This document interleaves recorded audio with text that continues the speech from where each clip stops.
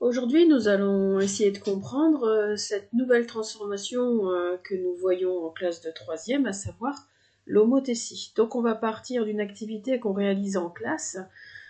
Donc on a construit sur GeoGebra un triangle quelconque ABC, on a placé un point O à l'extérieur du triangle ABC, on a placé un curseur K qui va varier entre -3 et 3.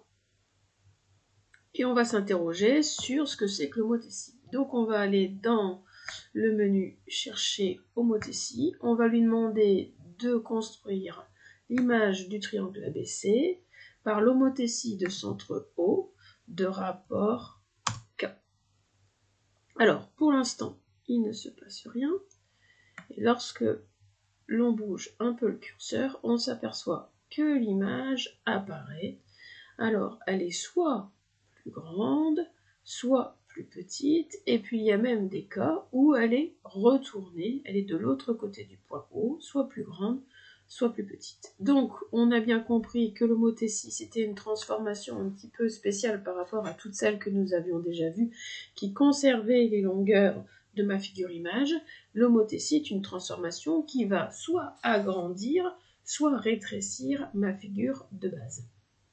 Alors, on va s'apercevoir que quand le rapport est négatif, eh bien, ma figure sera de l'autre côté de mon centre O.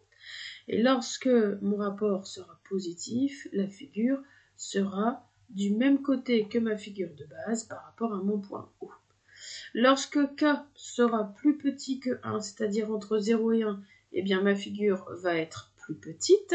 Donc là, on est sur un rapport 0,5 par exemple. Ça veut dire que ma figure image est 0,5 fois plus petite que ma figure de base, c'est-à-dire qu'en fait, les longueurs sont réduites de moitié.